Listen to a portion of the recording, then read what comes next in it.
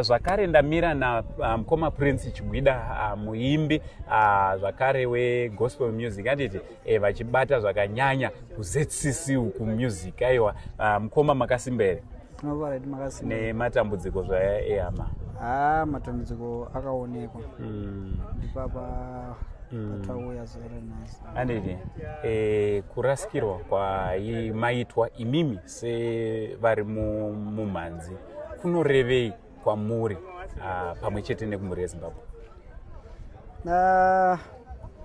Kurasikirwa neumwe wamunenge muchishanda naye kunorwadza pakuti zvatinenge tichiita mubasa ratinenge tichiita ere hatigoni kuzviita munhu achizviita ari one. Saka mukaona muchinge ibasa rekuti rinoda kuti tiribatirane.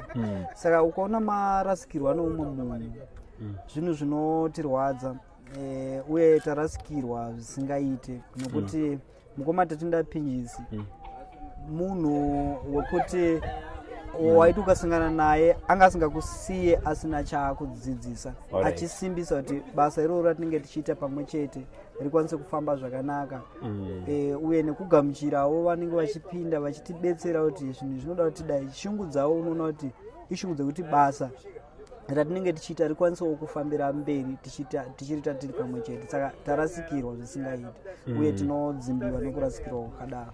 Alright, kumhuri yasiyiwa imi sevaimbi ndezvipi zvamungafungidzira kuti dai zvaiitwa nekuti vana tavaona vachiri vadiki?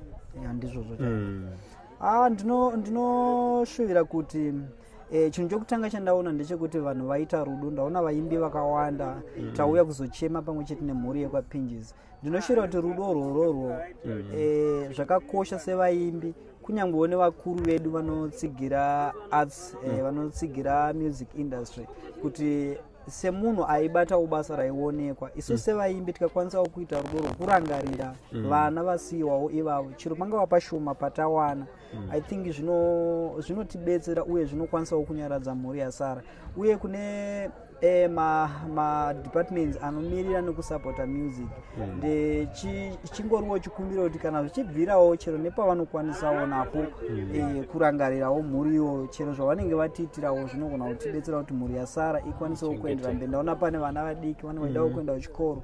Saka tikaramba tichirangarirana nemwoyo werudo ndinofunga kuti tinokwanisa kuendera mberi uye vana vanokwanisawo kurarama zvakanyorwa. Nditi aiwa tinotenda Mukoma Prince, thank you very much nekunge muri munouya muchibatirana nevamwe. Tatenda.